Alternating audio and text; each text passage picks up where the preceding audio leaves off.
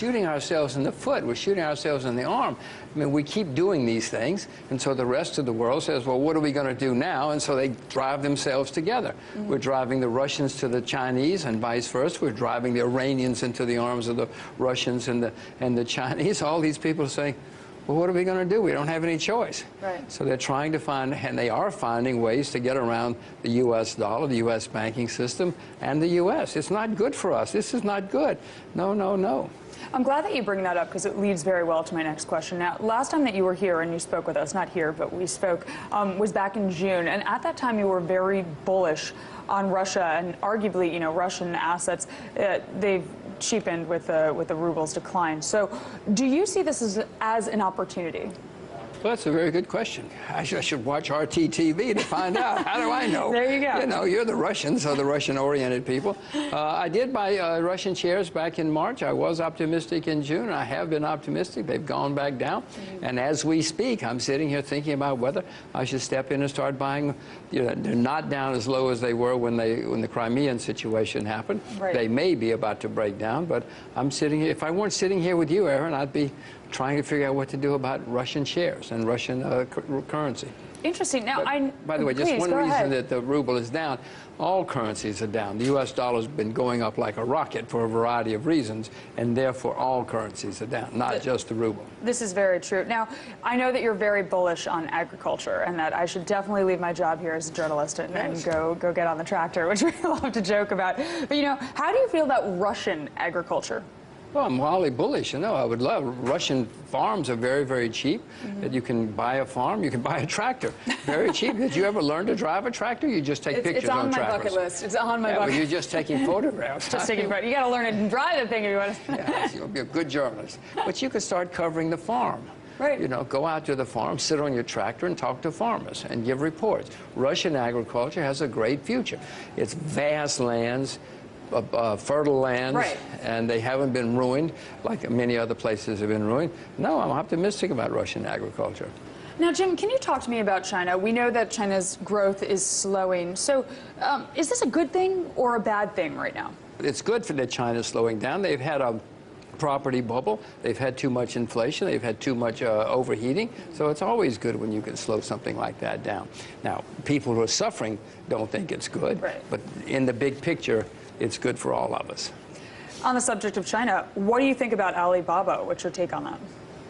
Well, if you bought it on the opening, you made a lot. I mean, on the offering, you made a lot of money. Otherwise, you've lost a lot of money. So I did not buy it. I'm not, you know, important enough to get shares on the offering, so I didn't buy it. It may be a sign of the top of the technology market. It looks like it has been. The technology market in the U.S., anyway, has been suffering since. I'm glad that you bring that up because we actually talk about that a lot, and I agree with you on that we're at the top, or at least very, very close to it. Gosh, I must be right then. You must be right. You know a thing or two. Wow. Thank you for sharing your knowledge with us. But, you know, let's talk about trophy assets. The Chinese, they're buying up a lot of trophy assets, and it just came out last week. They bought the Waldorf Astoria, and, you know, it kind of reminds me of Japan when they went out and they bought Pebble Beach and these other trophy assets. That was back in the 90s that Japan did that with the golf course. But could these vanity buys be contrary to indicators?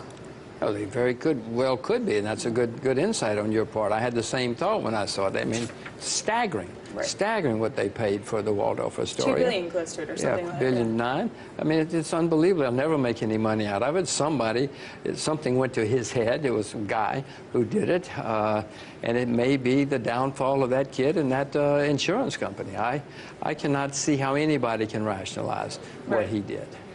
Now, speaking of bad indicators on this subject, you know, the market breadth, it's waning, and we know that. But, you know, people like Albert Edwards, I want to read you this quote.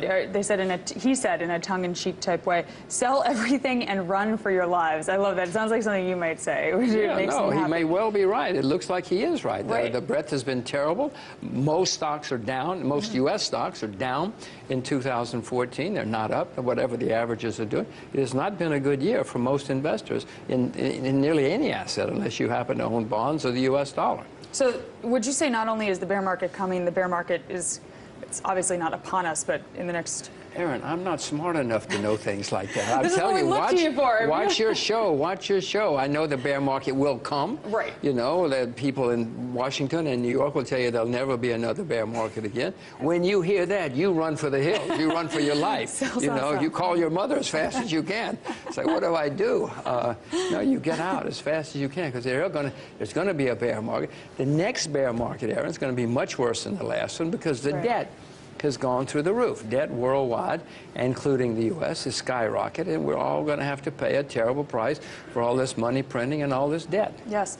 Now, like you mentioned, you know, stocks, they've dropped 15 to 20%, and, you know, this, the Fed would be back to QE in a heartbeat if this were the case, you know, if they drop 20 to 15%, 15 to 20%. But what about the real economy here? That's what I kind of want to focus on and ask you about.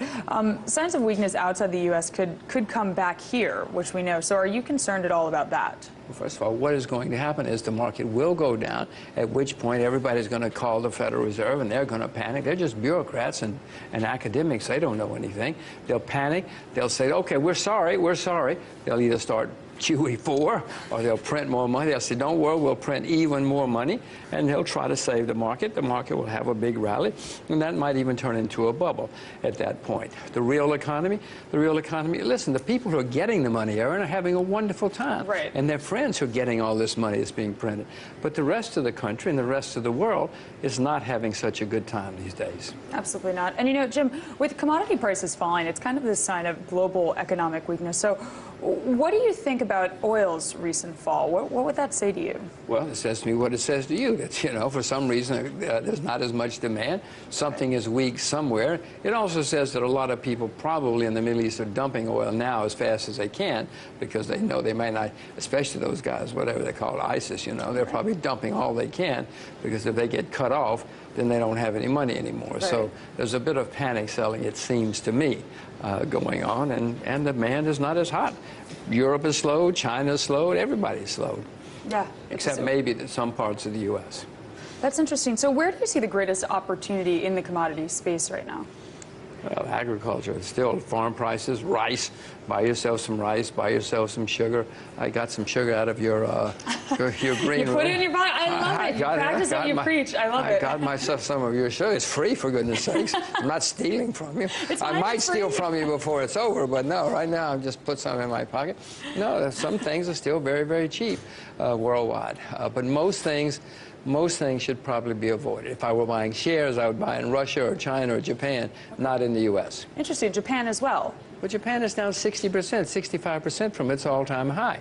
Yeah. I know your parents taught you to buy low and sell high. If you call your mother if she didn't teach you that. Tell her, Mom, I need some more lessons.